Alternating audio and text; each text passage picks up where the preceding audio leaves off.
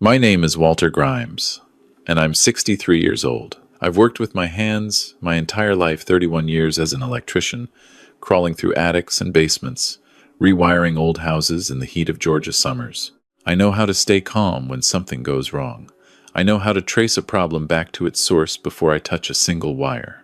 I've always believed that patience is what separates a good electrician from a dangerous one. But nothing in my life, not one wire, not one dark crawl space, not one storm-soaked job site, prepared me for what I found on that camera screen on a Tuesday morning in October. I need to tell you this story from the beginning, because if I just tell you the end, you won't believe me. And I need you to believe me, because my grandson's name is Noah, and he is 8 years old, and he deserves to have someone tell this story right. My son Colin is 34. He works in logistics management for a distribution company out of Atlanta, and his job requires him to be on the road sometimes 4 days a week. I used to worry about him driving all those miles. I used to think that was the thing I needed to watch out for. I was wrong about that. I was wrong about a lot of things. Colin married Tara 6 years ago. She was 30 at the time, quiet, the kind of woman who smiled at the right moments and said the right things at Sunday dinners. My wife Sandra liked her right away. Sandra is the kind of person who gives everyone the benefit of the doubt, and I love her for that.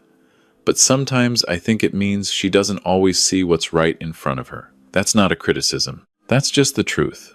Noah was born 2 years after the wedding. The moment I held that boy in the hospital, something shifted inside me that I cannot fully describe to you. I had loved my son deeply, but this was different. This was like looking at a second chance at everything. Noah had Colin's eyes and apparently my stubborn jaw, and he laughed at things that weren't even funny yet, just because he was so happy to be alive. From his first year, I drove over to their house in Marietta at least twice a week. I wasn't trying to interfere. I just wanted to be near him. The first time I noticed something was off, Noah was 6.5. I had come over on a Wednesday afternoon, which was something I did regularly when Colin was on the road. Tara worked from home doing freelance bookkeeping, and she always said she appreciated the extra set of hands. I'd take Noah to the park or sit with him while he did his reading. It was easy, comfortable, routine. But that Wednesday, Noah didn't run to the door when he heard my truck in the driveway. He always ran to the door. I went inside and found him sitting on the couch with a blanket pulled up around his shoulders, even though it was 72 degrees. He looked at me, and he smiled, but it was a careful smile, the kind a child makes when they're trying to seem okay rather than actually feeling okay. I sat down next to him and asked him how school was going. He said fine. I asked if he wanted to go outside and kick the soccer ball around. He said maybe later. I remember thinking he might be coming down with something, and I put my hand to his forehead and he flinched, not dramatically, but enough that I felt it. He pulled back from my hand before I'd even touched him. I didn't say anything about it that day. I told myself I was reading too much into it. He was a kid. Kids have moods. I drove home and told Sandra that Noah seemed a little under the weather, and she said maybe he was tired from school, and I agreed with her, and I let it go. Over the next several months, I watched my grandson change in ways that I tried very hard to explain away. He stopped asking to go to the park. He used to beg me to take him to the park. He started sitting with his back to the wall whenever we were in a room together, the way a person does when they don't want anything sneaking up behind them. He had circles under his eyes that no 7-year-old should have. Deep, bluish-gray circles that made him look like a little old man who wasn't sleeping. He stopped talking about his friends. He'd had a best friend named Theo at school, and he used to tell me about Theo constantly, what Theo said, what Theo did, what game they played at recess. Then one day, Theo simply stopped existing in his conversations. I asked about him once, and Noah said they didn't really play together anymore, and he changed the subject before I could ask why. The worst was the way he started watching Tara. Whenever she walked into a room, his eyes tracked her the way a small animal tracks something it isn't sure about. Not the way a child watches his mother. Something else. Something I had no name for at the time. I talked to Colin about it. He was home for a long weekend in September, and I took him out for coffee while Tara and Noah watched a movie at home. I told him what I'd been seeing. I was careful with my words. I said that Noah seemed stressed, that he wasn't himself, that I was worried something was bothering him, and he didn't know how to say it. Colin listened, and I could see that he'd noticed some of it too, the tiredness, the quietness, but he had explanations for all of it. Noah was adjusting to second grade. Second grade was harder than first. Theo had moved to a different school. Kids went through phases. Tara had mentioned that Noah had been having some bad dreams lately and wasn't sleeping great. I heard everything he said. I understood it. And still, something underneath all of it refused to settle. I drove home that evening and sat on my back porch with a glass of sweet tea and thought about the way Noah had flinched from my hand. I'd been an electrician for 31 years. When something feels wrong in a system, you don't ignore it just because you can't see the short yet. You trace the line. You follow it back to the source. 2 weeks later, I made a decision. Colin was leaving for a 4-day run to Memphis and back. I had offered to come by the house each afternoon to spend time with Noah and give Tara a break, which was something I did regularly anyway. But this time, I brought something with me when I came by the first day. A small wireless camera, the size of a smoke detector. I'd ordered it online and it connected to my phone through an app. I want to be clear about what I was and wasn't thinking when I did this. I was not thinking that Tara was hurting my grandson. I could not have told you that was what I suspected, because I wasn't ready to let myself suspect it. What I told myself was that I wanted to know what was happening to Noah during the hours I wasn't there. I wanted to see what his days looked like. I wanted to understand what was making him look at the world like it was something he needed to survive rather than something he got to enjoy.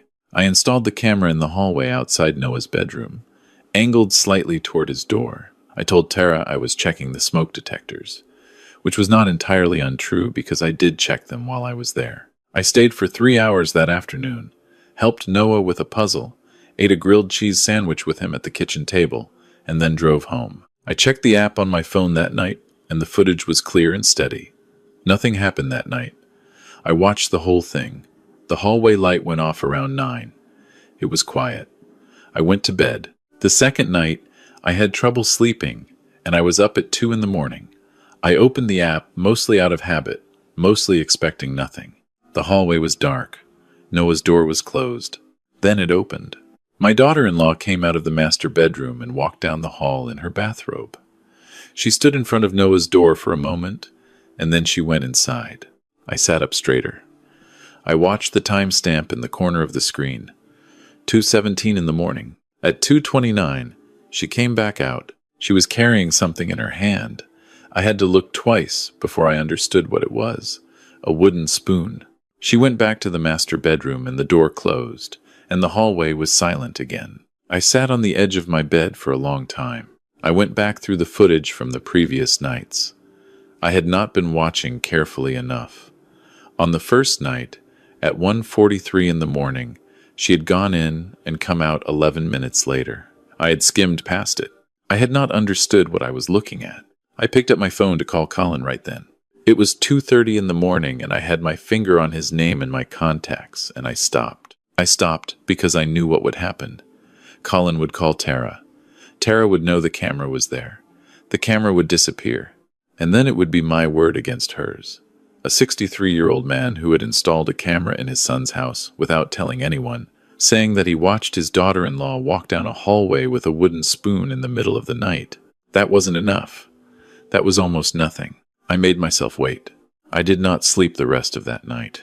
The next morning I was at Colin's house by 8 o'clock. I had not been invited. I knocked on the door and Tara answered, and I told her I was in the neighborhood and wanted to see if Noah needed a ride to school. She hesitated, something I had not noticed her do before, and then said that would actually be helpful because she had a client call at 8:30. Noah came to the door with his backpack on. His left arm. He was wearing a long-sleeved shirt. It was 65 degrees outside. He'd been wearing short sleeves the week before. I got him into the truck, and I pulled out of the driveway, and I asked him how he was doing, and he said fine, and I asked if he slept okay, and there was a pause before he said yes. I asked if anything was hurting him. He looked out the passenger window for a long moment. "I'm okay, Grandpa," he said. The way he said it told me he had been told to say that. I pulled into a gas station 2 blocks from his school, and I turned off the engine. I turned to face him, and I kept my voice as steady as I have ever kept it. Noah, I said, you know that you can tell me anything, right? Absolutely anything, and I will handle it. I will not make it worse for you. I promise you that. Grandpa promises. He stared at his shoes. His jaw was tight in a way no 7-year-old's jaw should ever be tight. I know, he said. Are you sure you're okay? She said, it's between us, he said, very quietly. She said, if I tell anyone, it'll break up the family. I cannot tell you precisely what happened inside me at that moment because I do not have the right words for it. I know that I put my hand on his shoulder and I told him he had done nothing wrong. I told him that protecting him was more important than anything else in the world.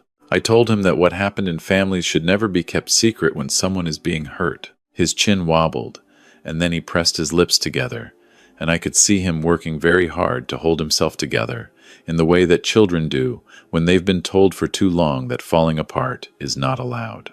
I dropped him at school. I watched him walk through those front doors. Then I called Colin. I told him to come home. I told him it was about Noah, and it could not wait. He was halfway to Memphis, and he turned around. While I waited for my son, I did something that I have thought about many times since. I drove back to the house and knocked on the door again. When Tara answered, I told her I had forgotten to tell her that I'd noticed a soft spot in the hallway ceiling near the smoke detector when I was up there yesterday, and I wanted to take another look so I could tell Colin about it before it became a problem. She stepped back and let me in. I went to the hallway. I collected the camera. Then I went back to the kitchen and told Tara that I'd checked it again, and it was probably nothing, just the paint texture, but I'd tell Colin anyway. She nodded and went back to her laptop. I left, and I sat in my truck in a grocery store parking lot for 2 hours watching the footage on my phone. I watched all of it. I am not going to describe to you in detail everything I saw on those recordings, because Noah is my grandson, and he is 8 years old, and some things should not be put into words in public. What I will tell you is that what I saw was enough. It was more than enough. It was the kind of thing that changes the way you understand the world you thought you were living in. Colin arrived at my house at 4 o'clock that afternoon. I sat him down at my kitchen table. I told him I needed him to watch something, and I told him to be prepared, and I told him that I loved him and that I loved Noah, and then I handed him my phone. He watched without saying anything for a long time. At some point, Sandra came into the kitchen, and I shook my head at her, and she stopped in the doorway. Colin's face did the kind of things that a father's face does when the world breaks open in front of him. I will not describe that either. When he finished, he set the phone down on the table very carefully, the way you set something down when your hands are not entirely steady. How long? He said. I don't know, I said. I only had the camera there 3 nights.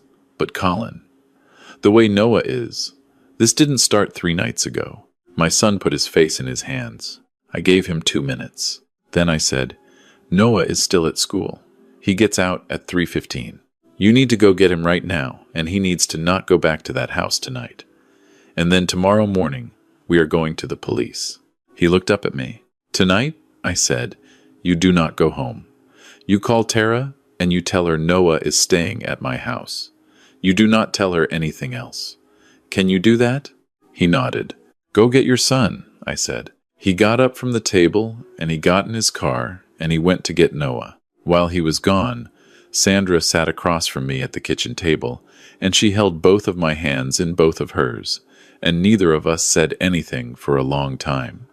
I had to tell her some of it, not all of it, but enough so she understood why Noah was coming here tonight instead of going home. She cried quietly, and then she got up, and she made the bed in the spare room with Noah's favorite blue comforter that she kept here for when he slept over, and she put a glass of water on the nightstand and a little stuffed bear he'd left here once and never asked for back. When Colin brought Noah in, the boy was confused and a little frightened, the way children are when adults are behaving strangely and won't explain why. I sat with him on the couch, and I told him that sometimes Grandpa's house was the best place to be, and that he was going to sleep here tonight, and that tomorrow everything was going to start getting better. I told him that because I believed it. I still believe it. Noah ate 2 bowls of Sandra's chicken soup and fell asleep on the couch, watching a nature documentary about birds before 7:30. I carried him to the spare room, and he didn't even stir. That night, I could not sleep again. I lay in the dark, and I thought about all the nights I had not been watching. All the Tuesdays and Thursdays and Saturdays that I'd gone about my life, watering my garden and watching baseball and going to bed at a reasonable hour, while my grandson lay in his room waiting for a door to open. I thought about something else, too. I thought about Beverly. Beverly is Tara's mother. She lives 40 minutes away in Kennesaw.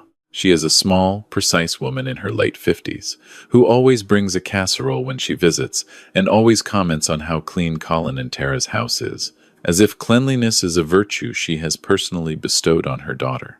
She and Tara spoke on the phone constantly. Every day, sometimes twice a day, in those long murmured conversations that Tara would take into the bedroom and close the door for. I had always found Beverly slightly cold, the way some women are when they have decided that a man is not good enough for their daughter and they have simply accepted the situation rather than changed their minds. But I had never thought anything more of it than that. Now I lay in the dark and I thought about the phone calls. I thought about the way Beverly had looked at Noah once, at Easter, when the boy had been particularly quiet, and she had said, "I remembered this clearly now. He just needs to toughen up a little. Boys need that." I thought about the casseroles and the clean house and the closed bedroom door. At 7 o'clock the next morning, I drove Colin and Noah to the Cobb County Police Department. I brought my phone with the camera footage. Colin brought the photographs the school nurse had taken of Noah's arms and back 3 months earlier, which we had not known about until we sat in the parking lot of the police station. And Colin called the school's family liaison from his cell phone, and the woman told us, in a careful and grief-stricken voice, that she had filed a report with DFCS 3 months ago and had been waiting for a follow-up that had not yet come. That information lit something inside Colin that I will not describe here. We were inside the police station for 4 hours. I will not walk you through all of it because some of it involves details that are still part of an open legal matter, and because some of it was private in the way that things between a father and his child are private. What I can tell you is that the detective who handled our case was a woman named Sergeant Patricia Hollins, and she was the kind of professional who looks at a child and sees a person rather than a file number. She spoke to Noah in a small, quiet room with a stuffed elephant on the table, and I sat in a hallway outside and listened to the sound of nothing and tried to remember how to breathe. When it was over, Sergeant Hollins came out and told us that they had enough to move forward. She told us that based on Noah's account and the camera footage and the school nurse's report, there would be an arrest warrant by end of day. She also told us something I had been bracing for since the night I lay awake thinking about Beverly and closed bedroom doors and casseroles. She told us that during Noah's interview, he had described telling his grandmother what was happening. Not once. More than once. He had told Beverly during a visit in August that his mother was hurting him at night. He had told her because he was desperate and she was the only other adult he trusted. Beverly had told him that his mother loved him and was only trying to help him, and that some things needed to stay inside the family, and that if he kept telling people things that weren't true, it would hurt everyone he loved. He was 7 years old when she said that to him. I sat with that for a long moment.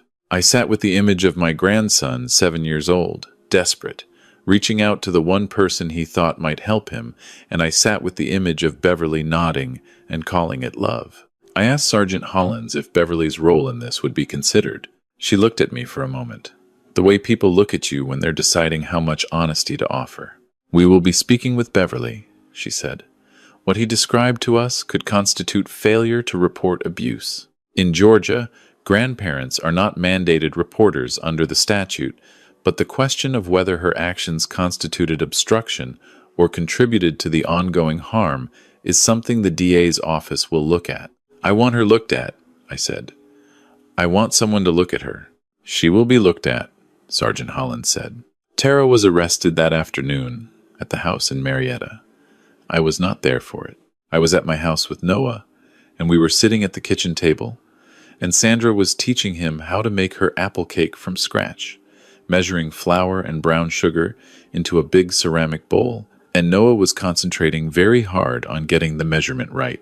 And he had a small smear of flour on his cheekbone, and I sat across from him and watched him be a child in a kitchen, and I thought about all the things I should have seen sooner, and I decided that thinking about that would not help either of us. What I will tell you about the weeks that followed is this. Colin took a leave of absence from his job.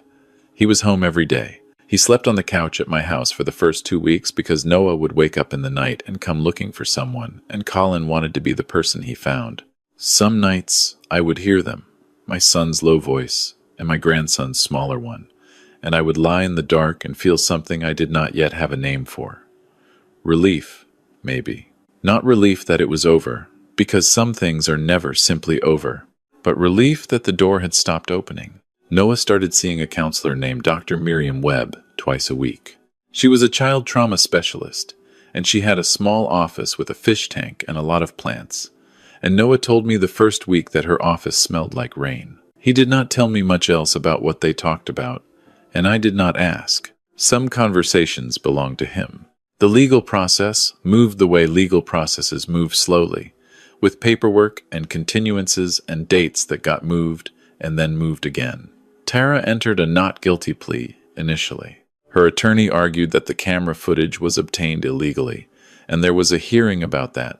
And I will be honest with you and tell you that those weeks were difficult because nothing felt certain. Colin hired a family law attorney in addition to working with the DA's office, and there were custody hearings and protective orders and more conversations with DFCS than I can count. Beverly was charged separately, failure to report child abuse and contributing to the delinquency of a minor. Her attorney sent a letter arguing that as a grandparent she had had no legal obligation to report, and that her advice to Noah had been an attempt to keep the family together, and that her love for her grandson was not in question. I read that letter once, and I put it down, and I did not pick it up again.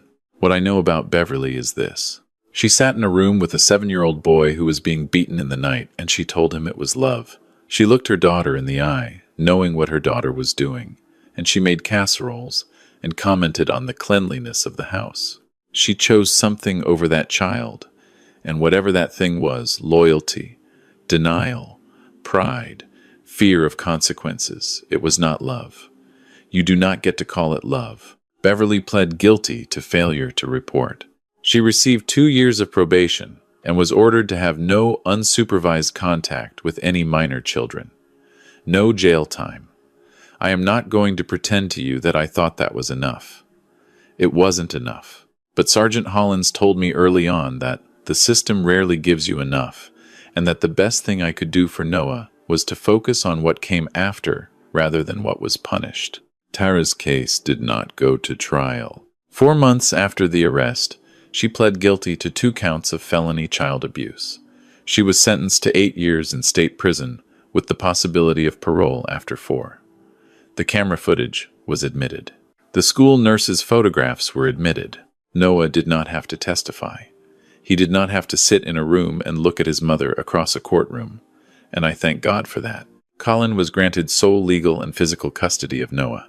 There is currently no visitation arrangement in place. I need to tell you what Noah is like now, because this story should not end in a courtroom. He is 8 years old. He has been in counseling for 8 months. He still has some nights that are hard, Doctor. Webb calls them reactive nights, where something during the day triggers a memory and his nervous system catches up to him at 2 in the morning. But they are fewer now than they were. Considerably fewer. He ran to the door when I arrived last Sunday. He ran to the door the way he used to, before all of it, before I knew what I was watching and before I understood why it had stopped. He ran and he flung it open and he said, "Grandpa, I found a red-tailed hawk feather in the backyard. Come see." And I followed him around the side of the house and he held up this long, banded feather, like it was the most extraordinary thing in the world, which, in that moment, it was. He is starting to talk again, about school, about his friend Marcus, who has replaced Theo as his primary topic of conversation, about birds, which he has developed a sudden and passionate interest in, since Sandra gave him a field guide back in November. He studies the pictures with the same fierce concentration he gives to measuring flour. And he asks questions I cannot always answer, and he accepts that gracefully and moves on. He laughs easily now. Not all the time, not without effort, but easily. That's the word for it. There is something easy in him again that I had watched disappear, and now I am watching come back. I changed after this. I want to tell you that clearly because I think it is important. I spent 31 years as an electrician, and in all that time, the lesson I came back to again and again was this. If something feels wrong, follow the line. Don't talk yourself out of it. Don't accept someone else's explanation for a symptom you have witnessed yourself. Go back to the source. I should have followed the line earlier. I should have asked different questions sooner. I should have trusted what I was seeing instead of spending months finding ways to be wrong about it. That is not a statement I am making to punish myself. I am past the point in my life where self-punishment accomplishes anything, but I am making it because I believe it is the most important thing I have to say to any grandparent or parent or aunt or uncle or teacher or neighbor who is watching a child change and looking for reasons it might be nothing. The warning signs are real, the dark circles, the flinching, the withdrawal from friends, the careful smiles, the long sleeves in warm weather, the child who has stopped asking for things they used to ask for, the child who answers a question with a pause before the word fine. These are not phases. They are not adjustments to a new grade. They are signals. A child cannot always tell you what is happening to them, sometimes because they've been told not to, sometimes because they don't have the words, sometimes because they are protecting the adults around them from the weight of what they know. My grandson was protecting me. He was 7 years old, and he was protecting me and his father from the truth because someone had told him that the truth would destroy us. It didn't destroy us. The truth saved us. The truth was the hardest thing and the only thing, and I would trace every wire back to it 100 times over. I keep that hawk feather. Noah gave it to me when I left on Sunday, wrapped in a paper towel with a rubber band around it, the way you package something that matters. It's on the windowsill above my kitchen sink, and every morning when I make my coffee, I look at it. I have been a grandfather for 8 years. I have been many other things for much longer, a son, a husband, an electrician, a man who thought he had seen most of what life could show him. I was wrong about that last part. What I know now, at 63, that I did not fully know before, is that being present is not enough. Being nearby is not enough. Love is not enough if it stays in the room and does not follow the line. You have to follow the line, even when you're afraid of where it leads. Especially then. Noah is inside right now. It's a Saturday afternoon in late spring, and the windows are open, and I can hear him telling Colin something about the difference between a sharp-shinned hawk and a Cooper's hawk, which are apparently very easy to confuse. And Colin is asking questions with the kind of genuine attention that fathers find when they have nearly lost something and have gotten it back. Sandra is in the garden. There is a casserole in the oven, her recipe, the one she makes from scratch. I am sitting at this kitchen table, and the feather is on the windowsill, and the afternoon light is coming in at a low angle, the way it does in Georgia at this time of year. Warm and golden, the kind of light that makes everything look like it has been given back to you. Maybe that is exactly what has happened. Maybe that is exactly what this is.